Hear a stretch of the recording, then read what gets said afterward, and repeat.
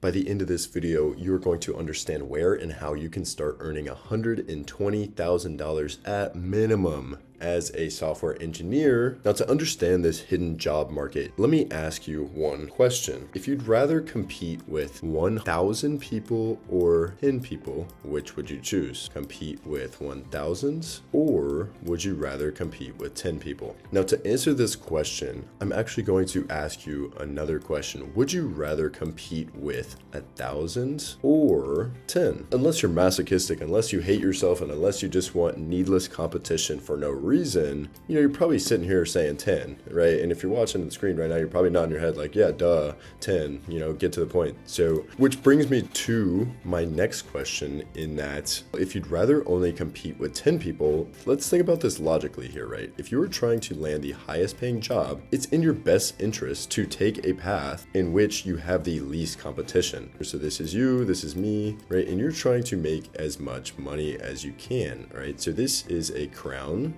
Let's say this is 120,000 plus. Up here, we're going to say this is what most people do, okay?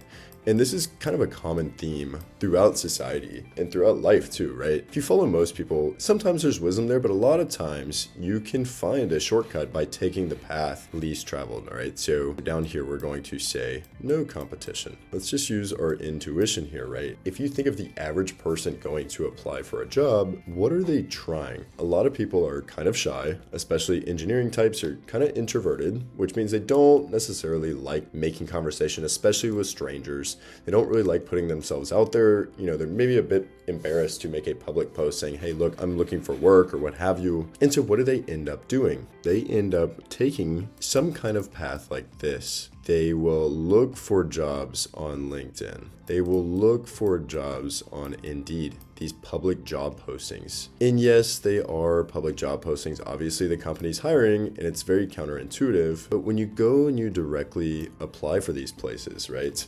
Just think of how many people worldwide that you are competing against. Not only are you competing against the people in your state, the people in your city, you're competing against other cities, you're competing against the entire nation, let alone if the company is hiring across the entire world. And we can kind of just generalize this to applying online on the major job boards, okay? You, and I say you, because I don't know how you've approached this or what you're actually doing, but a lot of people try this, but they don't realize that it makes it needlessly more difficult on yourself if you are competing against the entire world. What if there was another way? What if there was a way to kind of shortcut your path over to this money? What if there was a way to skip the line to say, hey, look, I don't need to follow the masses, all right? So I have my own unique skill set. I know I can offer value. What if I just take a slightly different path to get noticed, a slightly different path so that I put myself in a competitive pool of 10 people. Let's just call this, you're competing against 10 people versus 1,000 plus, right? These companies, they post these job listings and hundreds if not thousands of applications pour in. And right, if you're a recruiter,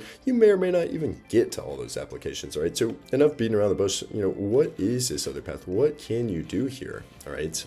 I'll add the caveat of saying this has worked for me in my life so far, and I will say that your mileage may vary, but let's get into the point anyways. And this is, I guess, what I would call going direct, okay? What does going direct mean? What does going in person mean? Not even necessarily in person, but it certainly helps, all right? So I'm going to square up direct here. This, in my experience, has led to tremendous results. And I don't see anybody doing this or talking about this. That's why I want to share this in this video, all right? So what does going direct mean, all right? So you see, most people, when they go to apply and they apply online, who's going to actually read the resume? It's HR, it's a recruiter.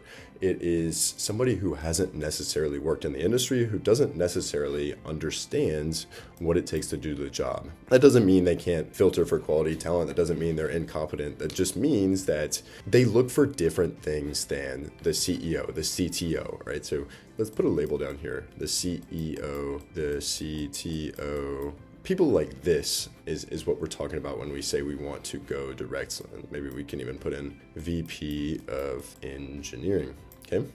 Whereas this would be, say, HR for the most part, okay?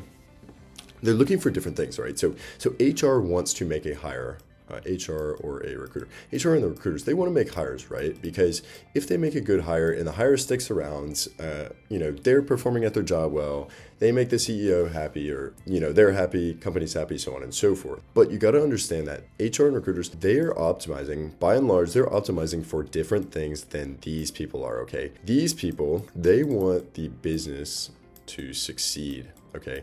That's what they care about. These people down here, they want the business to succeed. And it's not that HR and recruiters don't want the business to succeed, but they're optimizing to keep their job. They're optimizing to keep their job. They're optimizing to maybe get promoted and so on and so forth, all right? So it's much more in their best interest to only filter for people that are incredible on paper. And maybe or maybe not, that's you, but can you see the disconnect between these two? It's like CEO, CTO, VP of engineering, they want the business to succeed. Why? Because they are cut into, say, profit shares, right? So they have totally different interests than, say, HR, who's on a fixed salary, and they're just optimizing for different things. By and large, of course, this is not applied to 100% of cases. There's nuances for everything, but you can kind of see the disconnect here. And why does that disconnect matter? It matters because they care about different things when putting somebody through the job hiring process, all right? So if you can find a way to go direct, if you can reach out to the CEO in person, if you can reach out through cold email, if you can reach out any way you can get a hold of them, if they're in person at a conference, if you can take them to coffee, so on and so forth, they are much more willing to, one, take a chance on you, and two, they're going to respect the hell out of you, right? If you can go direct and be like, hey, look, I see these issues with your business. This is me. This is my skill set. This is exactly how I can make a tangible, and this is going to be a recurring theme that comes up over and over again. This is how I can make a tangible business impact. Therefore, look, I'd love to work for you. I love what you're building. I'd love to come be a part of your team. Okay. And what you'll find, or at least what I've found so far, is a lot of these jobs, yes, that you may find them online, maybe.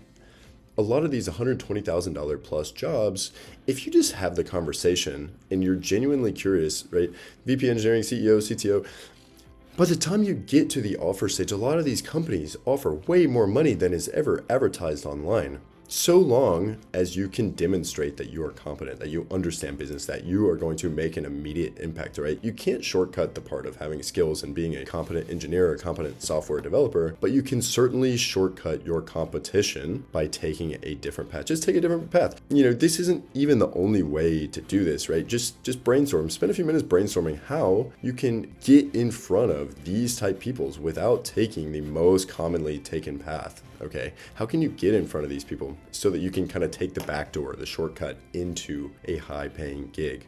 Okay, and so in a lot of cases, right, you may be able to do something at a bigger company. I'm not even going to lump Fang into there, but maybe some of the bigger companies, maybe not necessarily Indeed, but like I'm thinking less than 1,000 employees, maybe a couple hundred or fewer employees. This works extremely well. And I'll tell you, a lot of high-paying jobs counterintuitively can come from VC-backed startups, all right? So everybody thinks, you go work for a startup, you're going to be working more and you're going to get paid less, and, the trade-offs, equity, so on and so forth. But in my experience, that's not necessarily the case. And I have a few data points, not only, myself, but also, some friends, some colleagues in the industry have seen similar patterns, right? So if you can go and find yourself a well-funded startup, if you can go and find yourself an early stage company or a scale-up company that, they have some cash in the bank, but they're kind of desperate for engineers. I'll add one more note on that in a second. Your odds of landing a nice gig, if you can make it through this pipeline, they skyrocket, right? And that's kind of the last note I'll make is not only do these cash flush startups, they have a bunch of cash and they're willing to pay for talent, but they are told by their board of directors, they say, hey, you need to hire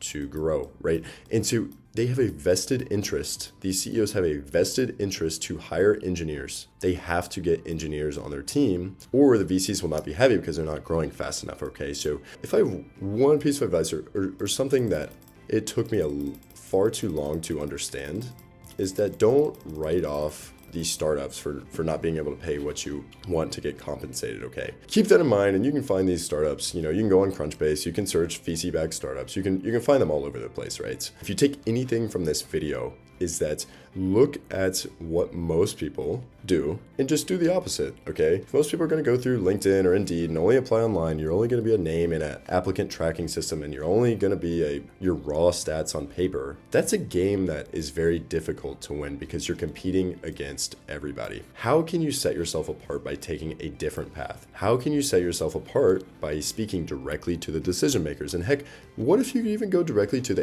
HR or recruiter? You know, you have a bunch of options here. All I will say is it's in your best interest to not just be a name on a piece of paper, a name on a screen. If you can make a human connection, go direct, your odds of landing the salary that you want and that you deserve increase tenfold, right? So that's all for today's video. If you want to understand how you can break into the tech industry, how you can start earning at least 6 figures, 120,000 plus, I put together a free training for you. So I'll include the link down below and get that free training, start earning what you deserve, and I will see you on the other side. Thank you for watching. Make sure to like and subscribe, and I will see you in the next video.